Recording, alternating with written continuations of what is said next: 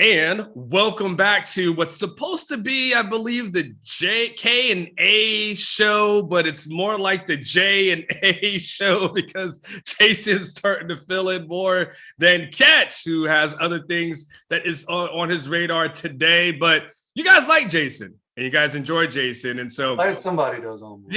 Yeah. No one in your house does. No, but, exactly. but you go outside the house. You're talking to my wife or something on more. No. Don't talk to wives. That's not. No. But anyway, we're going to be talking Brenen Thompson today, and I just want to give a shout out to our sponsor, UnderdogFantasy.com. Underdog Fantasy for all of your daily, weekly, season-long pick'ems. If you're into fantasy sports, and by the way, Jason, most importantly, if you're not an NFL player, okay, I think this might be cool to know. You're not. If you are an NFL player, Underdog Fantasy is not for you. Just one more time, Underdog Fantasy is not for you. But for everybody else who does not play in the NFL, hey. For every 100, they will match you up to, almost got in trouble. They will match you up to $100. I was almost said for every 100, you drop to match 100. Pull that sponsorship real quick. So they'll match you up to $100 for your first deposit. Check them out, UnderdogFantasy.com for all your fantasy sports needs.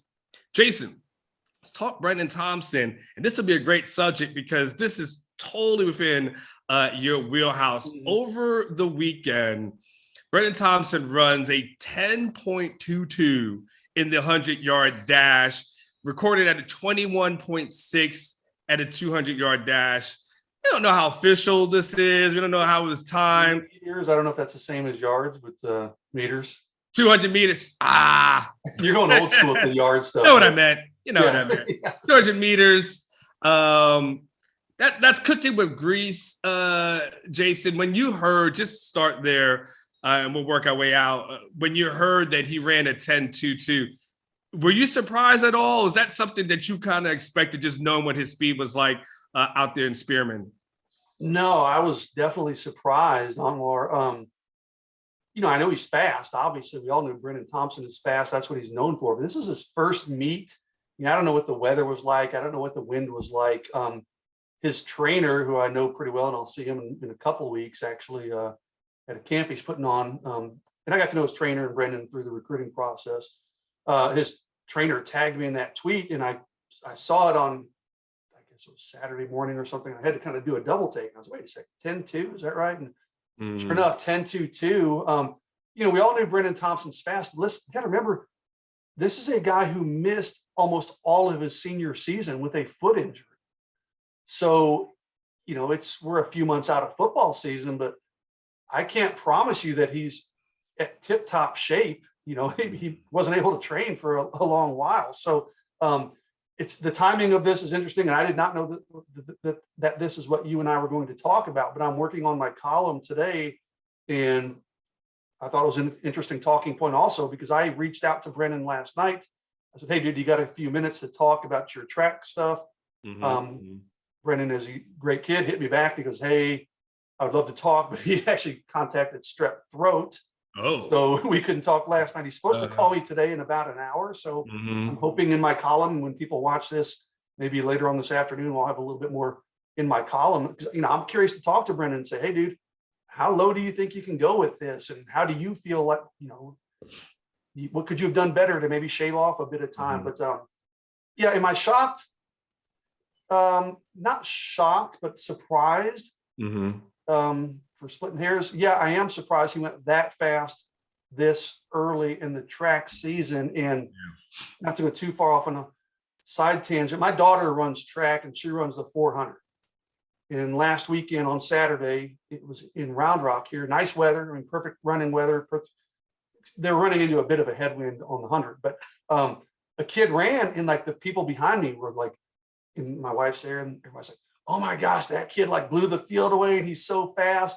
Almar, he won his heat. I think he might have won all 5 heats. He ran an 11.2. So I told my wife, I go, you think that's fast? I just pulled up the video of Brenen Thompson. I go, check this out. And you can't even see the other kids in the video frame when he crosses the finish line. Yeah, it's like Usain Bolt kind of stuff. Yeah, man, you expect that maybe in the mile or the 400, then somebody opens up a huge gap, but not in the 100 meters, man. But Brenen Thompson in that 100-meter dash, there was nobody even in the picture when he crossed that finish line, man. So really impressive.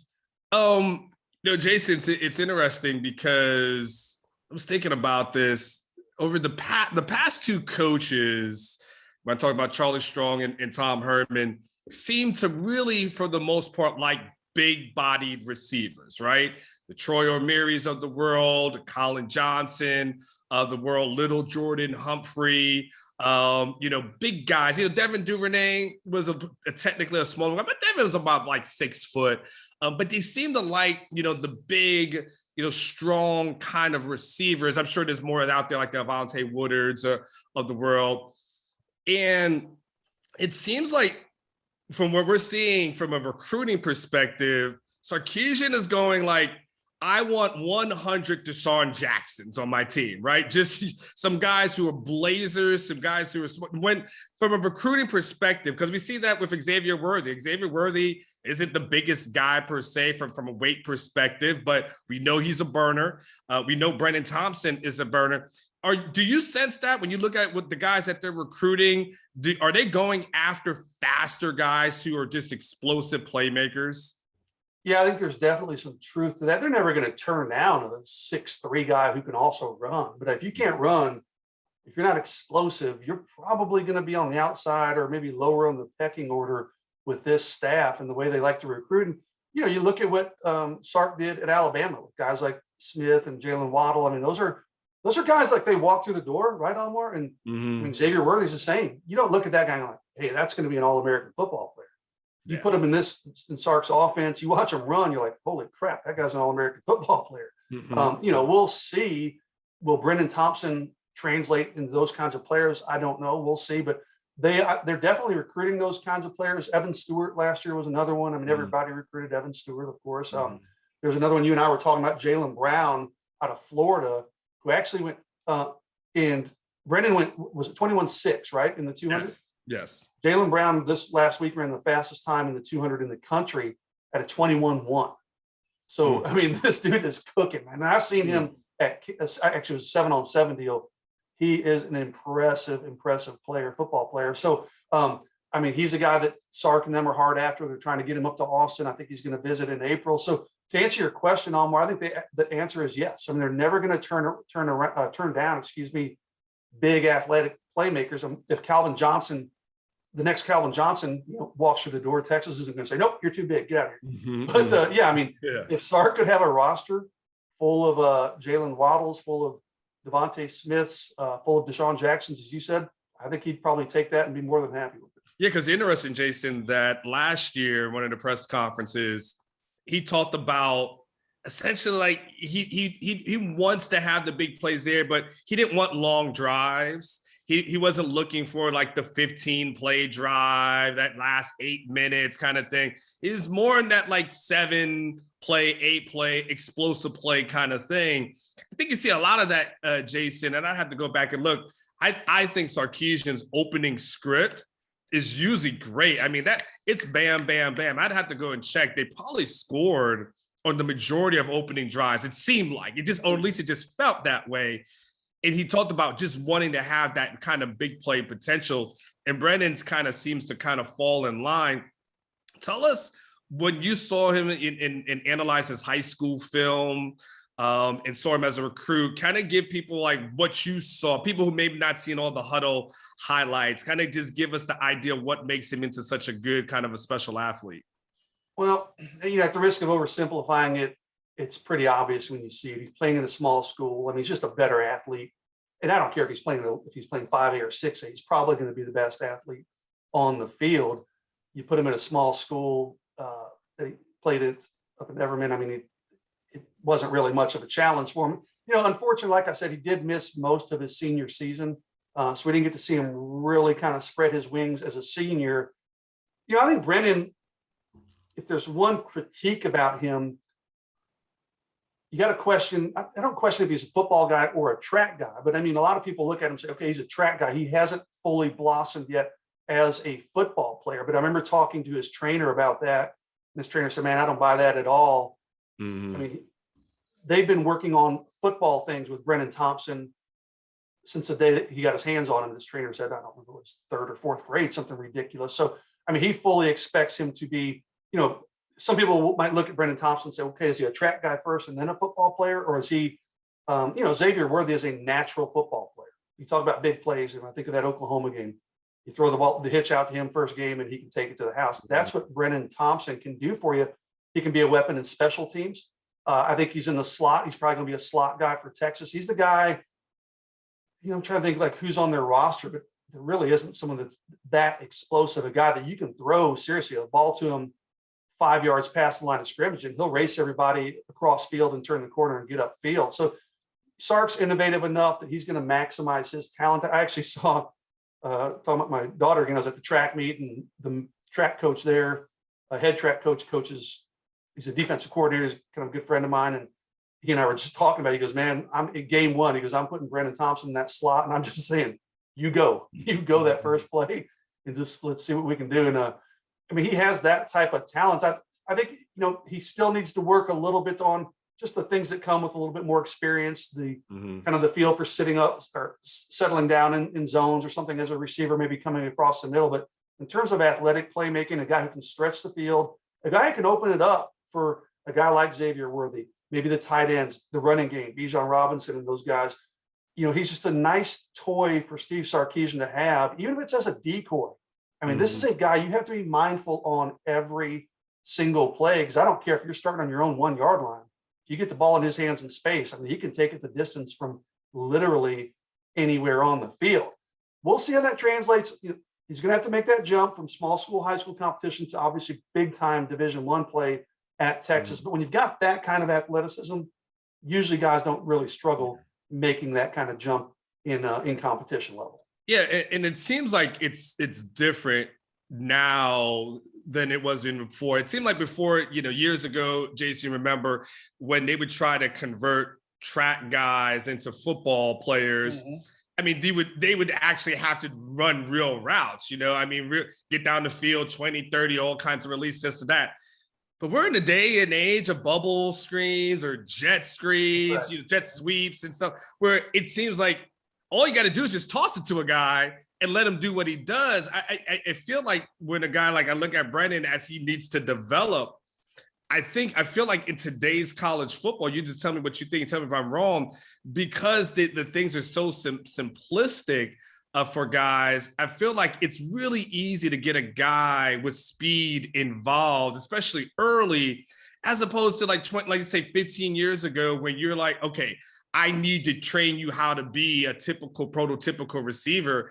And like I said, now just toss it to him and then see what he does. Yeah, it's a good point. I've never thought of it, but you're absolutely right. You think of, like you said, 20 years ago, it was all about footwork, and it still is. I mean, that stuff's still important. I don't want to say it's not, but hey, a 20-yard out, you have to be so precise. Now you can find creative ways to get him the ball, like you said, on jet sweeps, whatever. You can put him in the backfield if you want and let him line up as running back and just throw it to him on a toss sweep, little drag routes. I mean, different ways, especially, again, in an offense like Sarkisian's, it's pretty innovative. He'll find creative ways to get you the ball. That other stuff's still important. You've got to be good at that stuff too. But early on, if maybe that area is a little bit lacking because he doesn't have the experience, you can still get him heavily involved. And I hate to say the track guys that aren't football players. I mean, yeah, you've seen some of those guys who are fast and they don't pan out necessarily. But I remember we're going way back. I remember Michael Huff was the ultimate track guy, and people were like, "Well, is he a good football player or just a track guy?" And I mean, we saw what happened with his career in college and the pros. I mean, to me, if you've got that kind of athleticism, if you put in the work, and what I know of Brenen Thompson from a character standpoint, really high character kid, a guy who doesn't mind putting in as much work as necessary. So I think Brenen will do everything he can to maximize the talent he has. And he's obviously got a lot of God-given talent. So I don't worry about that too much. But yeah, you do bring up a really good point that offenses are a lot different now. That they can get these receivers the ball in a lot more creative ways, even behind the line of scrimmage. I mean, hitch passes, end arounds, whatever it may be, jet sweeps. So, I don't think it'll be a problem to kind of throw him into the mix early and just, if he gets 2 or 3 touches a game, then you see what he can do, and you can bring him along slowly if you need to do that. Yeah, that's the last thing I was going to ask you, Jason, is if you had, again, we're sitting here in March and everything changes. So it's, August, the season starts, so on and so forth. But if you had to think in your head or guess, okay, how's he used in year one? Is he pushing someone for playing time? Is he's trying to crack into that starting rotation? Does a guy like Jordan Whittington need to look over his shoulder? Or do you say, okay, he's still a developmental guy. He's got a ton of speed, but he's not a guy that you would expect to push in year one? Or is he a guy like Xavier Worthy who just shows up on campus and next thing you know, he's the guy? Yeah, I don't expect him to be Xavier Worthy. I would lean more towards bringing him along slowly. Again, he didn't play much his senior year, still has some developing to do. And I think the biggest reason I say that, Anwar, is that Texas has some talent, top shelf talent at wide receiver. If guys stay healthy, we don't know what Troy O'Meary's status is going to be. Totally different receiver. I get it. Jordan Whittington, if Jordan stays healthy, I don't think Brenen Thompson's going to come in and knock Jordan Whittington out of the top perch on the depth chart. Okay. Can he be a guy that supplements a guy like Whittington? And, maybe Brenen gets 20 something snaps a game, gets 2 or 3 touches. Absolutely.